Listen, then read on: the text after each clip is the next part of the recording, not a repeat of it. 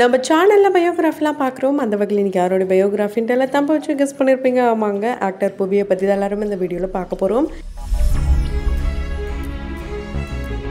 இவரை பற்றி பார்க்குறதுக்கு முன்னாடி இது வரைக்கும் யாரெல்லாம் நம்ம சின்ன சமூகம் சேனலை சப்ஸ்கிரைப் பண்ணலையோ அவங்க எல்லாரும் மறக்காமல் சப்ஸ்கிரைப் பண்ணிவிட்டு பக்கத்தில் இருக்க பெல் ஐக்கானையும் மறக்காமல் ப்ரெஸ் பண்ணிவிடுங்க.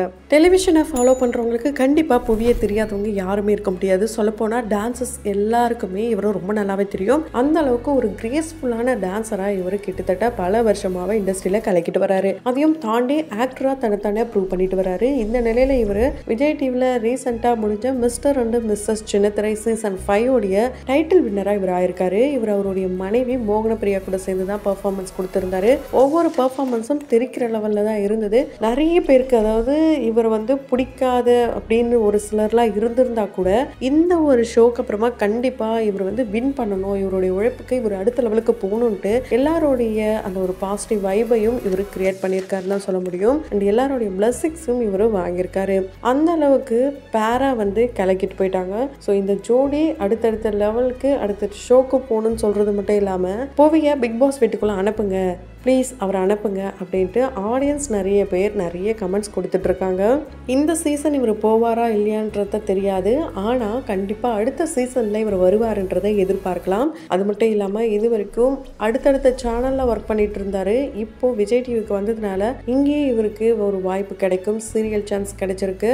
இவருடைய ஃபேன்ஸ் எல்லாருமே ரொம்ப ரொம்ப ஹாப்பியாக இருக்காங்க. ஸோ புவி பார்த்தீங்கன்னா சென்னையை சேர்ந்தவர் கிடையாது. அவர் கெரியருக்காக சென்னைக்கு இங்கே அவருடைய கெரியரை ரொம்ப ரொம்ப ஸ்ட்ராங் பண்ணிட்டாரு. அவங்களுடைய ஒய்ஃப் பார்த்தீங்கன்னா கோவையிலும் ஒர்க் பண்ணுறாங்க, இங்கேயும் சென்னையிலையும் ஒர்க் பண்ணுறாங்க. மாறி மாறி போயிட்டு தான் வராங்க. ஒரு சப்போர்ட்டிவான ஒய்ஃப்னு தான் சொல்ல முடியும் இவருக்கு. இவங்களுடைய திருமண கதையே ரொம்பவே இன்ட்ரெஸ்டிங்கான கதை. கண்டிப்பாக ஒரு சிலருக்கு தெரிஞ்சிருக்க வாய்ப்பு இருக்குது, ஒரு சிலருக்கு தெரியாமலும் இருந்திருக்கும். புவியோடைய ஃபுல் நேம் புவியரசு முத்துசுவாமி. இவர் பார்த்தீங்கன்னா இவருக்கு ஒரு சிஸ்டர் ஒரு பிரதர் 2 பேர் இருக்காங்க. இவர் தான் அவருடைய வீட்டில் மூத்தவராம். இவர் மாநாட மயிலாட சீசன் 7 2012 இண்டஸ்ட்ரியில் அறிமுகமாகிறாரு. இவருடைய பர்ஃபார்மன்ஸ் ஒவ்வொன்றும் வேறு லெவலில் இருக்கும். இதில் குறிப்பாக டிஜேடிக்கு வந்ததுக்கப்புறம் இவருடைய பர்ஃபார்மன்ஸ் பார்க்கும்போது ரொம்ப ரொம்ப கிரேஸ்ஃபுல்லையும் தாண்டி ரொம்ப ஹார்ட் பர்ஃபார்மன்ஸ் அப்படின்னு சொல்கிற வகையில் தான் இவர் அவருடைய பர்ஃபார்மன்ஸை கொடுத்துட்டு வர்றாரு. அதை பார்க்கும் போதே என்னடா டான்ஸ் ஆடுறீங்களா இல்லை என்ன பண்ணுறீங்க அப்படின்னு கேட்குற மாதிரி தான் ஒரு சில நெகட்டிவான கமெண்ட்ஸ்லாம் கூட அந்த ஒரு பர்ஃபார்மன்ஸ்க்கு வந்தது. கண்டிப்பாக எல்லாருமே அந்த ஷோவை பார்த்துருப்பீங்க.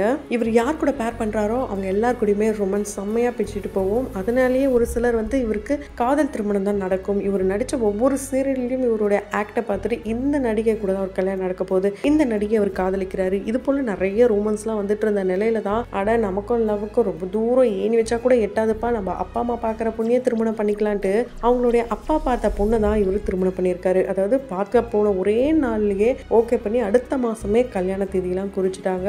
இப்போ இவங்களுக்கு வீர் வியான் அப்படின்ற ஒரு மகனும் இருக்காரு. இவங்க பெண் குழந்தை தான் ரொம்ப ரொம்ப ஆசைப்பட்டாங்களாம். அந்த பெண் குழந்தைக்கு பேர் கூட இவங்க நினைச்சு வச்சிருந்தாங்களாம். வியா அப்படின்ற பேரை இவங்க சரி நம்ம வைக்கலாம் அப்படின்ற முடிவு பண்ணி வச்சிருந்தாங்களாம். ஆனா இவங்க எதிர்பார்க்கவே இல்லையாங்க, பையன் பிறந்துட்டாராம். இருந்தாலும் இவங்களுடைய பையனுடைய சிரிப்பை பார்க்கும் போதுதான் அவர் இவங்க கூட எந்த அளவுக்கு அட்டாச்சோட இருக்காருன்றது கொஞ்சம் கொஞ்சமா லவ் பில்டப் ஆக ஆரம்பிச்சிருக்கு. இவங்க 1 இயருக்கு அப்புறம் தான் பேபியை பிளான் பண்ணலாம்னு நினைச்சிட்டு இருந்தாங்களாம். சடனா இவங்க ஹாஸ்பிட்டலில் ஒர்க் பண்றதுனால நீ ஹாஸ்பிட்டல் வரியா டாக்டர் கூப்பிடுறாங்கன்ட்டு மோகனப்பிரியாவுடைய டாக்டர் கூப்பிடும் போது இவரும் போயிருக்காரு. அதுக்கப்புறம் தான் கன்ஃபர்மேஷனை சொல்லியிருக்காங்க. அவர் ரொம்பவே உடைஞ்சிட்டாராம், பயந்துட்டாராம். ஒரு நிமிஷம் ஒண்ணுமே புரியலையாங்க. அந்த மாதிரி ஒரு நிலைமையில தான் இவர் இருந்திருக்காரு. குடும்பமே இவர் தாங்குற குடும்பம் தான் சொல்ல முடியும். இருந்தாலும் இவங்க அப்பாவுடைய மிரட்டால தான் இந்த திருமணமே நடந்தது. இந்த திருமண கதைக்கு வரலாம். இந்த திருமண கதை பார்த்தீங்கன்னா ரொம்ப ரொம்ப இன்ட்ரெஸ்டிங்காக இருக்கும். என்னன்னா அக்காவுக்கு பார்த்த பையனுடைய ஜாதகம் செட் ஆகலன்ட்டு தங்கச்சியை கல்யாணம் பண்ண கதை தாங்க. சினிமாட்டிக்காக இருந்தால் கூட இதுதான் உண்மை. ஆனால் இதுதான் இவர் அதுதான் அவரு தெரியாமலே இந்த மேரேஜ் நடந்திருக்கு. ஆமாங்க, புவியோடைய வீட்டில் பண்ணா அரேஞ்ச் மேரேஜ் தான். அதே மாதிரி மோகனப்பிரியா வீட்லேயும் பண்ணா அரேஞ்ச் மேரேஜ் தான். ஆனால் அது அவங்க அக்காக்குங்க. ஏன்னா மோகனப்பிரியா பார்த்தீங்கன்னா பண்ணா நான் லவ் மேரேஜ் தான் பண்ணுவேன் அப்படின்ற கொள்கையோடயே இருந்திருக்காங்க. ஆனால் அந்த கொள்கையெல்லாம் இவரை பார்த்து தும்சமாயிடுச்சு. ஏன் அப்படின்னு பார்த்தீங்கன்னா அவங்க அக்காவுக்கு இவருடைய ஜாதகம் வந்திருக்கு. ஜாதகம் வரும்போது செட் ஆகலன்னு தெரிஞ்சதுக்கப்புறம் இல்லை நீ ஓகே பண்ணுக்கா பார்த்துக்கலாம் போய் சொல்லி இந்த திருமணம் பண்ணலாம் அப்படின்ற மாதிரியான விஷயங்களை அவங்க அக்காக்கே இவங்க அட்வைஸ் பண்ணியிருக்காங்க. ஆனால் அவங்க அக்கா பயந்துக்கிட்டு இல்லை எனக்கு வேண்டாம் ஜாதகம் செட் ஆனால் மட்டும்தான் இந்த கல்யாணம் அப்படின்ற மாதிரியான விஷயங்கள் பார்த்துருக்காங்க. ஏன்னா அவர் வந்து ஆக்டர்னு சொன்னதுமே இவங்க கூகுள்லாம் போட்டு சர்ச் பண்ணியிருக்காங்க. அதுக்கப்புறம் தான் செம்மையாக இருக்கானே பையன், அக்காவுக்கு ஓகேனா அவங்க கூட பிறந்தவங்க யாருன்னா இருந்தால் நம்ம கல்யாணம் பண்ணிக்கலாமே அப்படின்ற ஆசையோடு தான் இவங்க அவங்க அக்காவுக்கு புவியை ஓகே பண்ணியிருக்காங்க. ஆனால் கடவுள் வந்து இவங்க 2 பேருக்குமே முடிச்சு போட்டாருன்னு சொல்லலாம். ஏன்னா ரொம்ப நாளுக்கு அப்புறமா திரும்பவும் இதே ஜாதகக்காரர் இவங்க வீட்டுக்கு வந்திருக்காரு. அதுக்கப்புறம் இவங்க கூட வந்து ஜாதகம் சேர்த்து வச்சு பார்க்கும்போது 2-3 இடத்துல போயிட்டு விசாரிக்க பார்க்கும்போது ஓகே இந்த ஜாதகம் செட்டு அப்படின்ற மாதிரியான விஷயங்கள்லாம் தெரிய வந்து அவங்க அப்பா என்ன பண்ணியிருக்காரு, பொண்ணு பார்க்க கூப்பிட்டு போயிருக்காரு. புவியோட அப்பா, என்னடா பொண்ணை பிடிச்சிருக்கா இப்படி அவங்க அப்பா மிரட்டி கேட்டதுமே ஆன்ட்டு தலையாட்டி முடிக்கிறதுக்குள்ளேயே ஓகேப்பா அடுத்த மாதமே கல்யாணம், இன்னைக்கு தான் சாப்பிடுவாங்க அப்படின்னு சொல்லிட்டு போக இந்த மேரேஜ்லேயும் சில அலப்பறைகள்லாம் நடந்திருக்கு. ஏன்னா இவருடைய தம்பி அண்ட் அவங்களுடைய அண்ணா 2 பேருமே நைட்டு தூங்காமல் விடிய தூங்கியிருக்காங்க. தாலி கட்டுற மொமெண்ட்டில் தான் வந்து 2 பேருமே நின்று இருக்காங்க. அவங்க அப்பா அப்பையும் அவங்களுடைய தம்பி ஏண்டா வந்தால் போ அப்படின்ட்டு மிரட்டெல்லாம் விட்டுருக்காரு. ஸோ அவங்க அப்பாவால் தான் மோகன பிரியா மாதிரி ஒரு நல்ல பொண்ணு புவிக்கு கிடைச்சதுன்னே சொல்லலாம். ஏன் அப்படின்னு பார்த்தீங்கன்னா எல்லா விதத்துலையுமே ரொம்ப சப்போர்ட்டுங்க. இவர் வந்து அவருடைய டேலண்ட்டை அடுத்த லெவலுக்கு கொண்டு போகணும்னு நினச்சிதான் மிஸ்டர் அண்ட் மிஸ்ஸஸ் சின்னத்திரைக்கு அவங்களுடைய ஃபேமிலியோட வரணும்னு முடிவு பண்ணியிருந்தாரு. அதுக்கு அவங்களுடைய ஜாபை கூட வந்து முடிச்சுட்டு தான் இவங்க வந்து ஷூட் போகலாம், வெயிட் பண்ணுங்க அப்படின்னு சொல்லி இதையும் விடாமல் அதையும் விடாமல் அவருடைய கனவுக்காக இவங்களும் சேர்ந்து ஓட ஆரம்பிச்சிருக்காங்க. நிறைய பேர் அவங்களுடைய வீலாக்லாம் பார்த்தீங்கன்னா ரொம்ப நல்லாவே தெரியும். ஜர்னி ஆஃப் புவி பிரியா அப்படின்ற யூடியூப் சேனலாக ஓனாக வச்சு ரன் பண்ணுறாங்க. இதில் அவங்களுடைய வீலாக்ஸ் எல்லாத்தையுமே ஷேர் பண்ணிட்டு தான் இருக்காங்க. புவிக்கு பார்த்தீங்கன்னா இந்த உலகத்திலேயே ரொம்ப பிடிச்ச பிளேஸ் எதுனா அது அவங்களுடைய தங்கச்சி வீடு தானா. அந்த அளவுக்கு அவங்க தங்கச்சினா ரொம்ப உயிராங்க. புவி இது வரைக்கும் நிறைய சீரியல்ஸ் பண்ணியிருக்காரு. அவருக்கு DJD 2ல பார்த்தீங்கன்னா ஒரு சின்ன ஆக்சிடென்ட்டும் ஆயிருக்கு. அதில் அவருடைய காலே முறிஞ்சிருக்கு. அந்த கால் முறிவை கூட அவர் பொருட்படுத்தாமல் அடுத்தடுத்து சீரியலில் அவர் நடிக்க ஆரம்பிச்சிட்டாரு. அந்த வகையில் அவர் ஃபஸ்ட்டு கேளடி கண்மணி, அதை தொடர்ந்து லக்ஷ்மி வந்தாச்சு அப்படின்ற சீரியலில் வாணி போஜன் கூட சேர்ந்து நடிச்சிருப்பாரு. EMI, அழகிய தமிழ் மகள், ஒரு ஊரில் ஒரு ராஜகுமாரி, இனியனா வந்திருப்பாரு, வித்யா நம்பர் 1, இதயம், இது போல் அடுத்தடுத்த சீரியலில் அவர் ரொம்ப பிஸியாக போயிட்டுருக்காரு.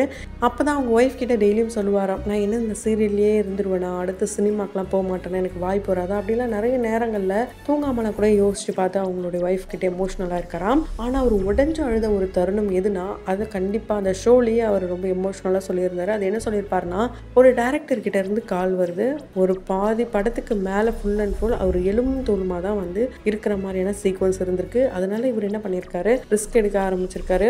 கிட்டத்தட்ட 23 நாள் அவர் எதுவுமே சாப்பிடாம ஒரே ஒரு ஆப்பிள் மட்டுமே சாப்பிட்டு ரொம்பவே எலும்பு தோலுமா மாறிட்டாரு. சரி ஓகே ஷூட் ஸ்டார்ட் பண்ணலான்னு எந்த அளவுக்கு எஃபர்ட் போடுவேன்னு தெரியாதுப்பா அப்படின்னு சொல்லி அந்த டைரக்டர் சொல்லி அனுப்பிச்சிருக்காரு. இவர் ரொம்ப ஹாப்பியாக வந்து அவங்க ஒய்ஃப் வந்து கட்டிப்பிடிச்சு ரொம்ப அவருடைய சந்தோஷத்தை வெளிப்படுத்தியிருக்காரு.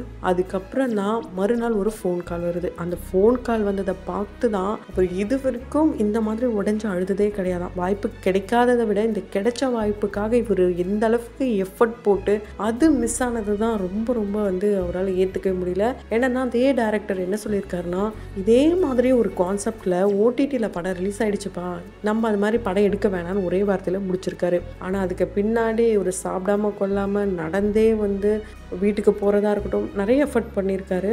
ஸோ அந்த நேரத்தில் அவர் எடுத்த அந்த ஒரு ஃபோட்டோ தான் இவர் அடுத்த லெவலுக்கு போகிறதுக்கு ஒரு எனர்ஜெட்டிக்காக இருக்காம். அதனாலே இவர் ஐ கேன் டூ இட் அப்படின்ற ஒரு வாக்கியத்தை எப்போவுமே அவருடைய மனசுக்குள்ளே சொல்லிக்கிட்டே இருப்பாராம். இவருக்கு இது வரைக்கும் சின்ன திரையிலேயே மோஸ்ட் ஃபேவரட் ஹீரோ அண்டு ஃபேவரட்டான ஆக்டர் இப்படி நிறைய அவார்ட்ஸ்லாம் வந்து கிடைச்சிருக்கு.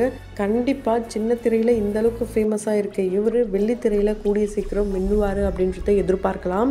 அந்த வகையில் புவி அண்ட் பிரியாவை உங்களுக்கு எந்த அளவுக்கு ரொம்ப பிடிக்கும் கமெண்ட் பாக்ஸில் கமெண்ட் பண்ணுங்கள். அதே மாதிரி புவி நடித்த சீரியலில் எந்த சீரியல் உங்களுக்கு ரொம்ப பிடிக்குமோ அதையும் கமெண்ட் பாக்ஸில் மறக்காமல் கமெண்ட் பண்ணுங்கள். தொடர்ந்து பயோகிராஃபிலாம் பார்த்து என்ஜாய் பண்ணணும்னு நினச்சிங்கன்னா உடனே நம்ம சினி சமூகம் சேனலை சப்ஸ்கிரைப் பண்ணிவிட்டு பக்கத்தில் இருக்க பெல் ஐக்கானையும் மறக்காமல் ப்ரெஸ் பண்ணிவிடுங்க.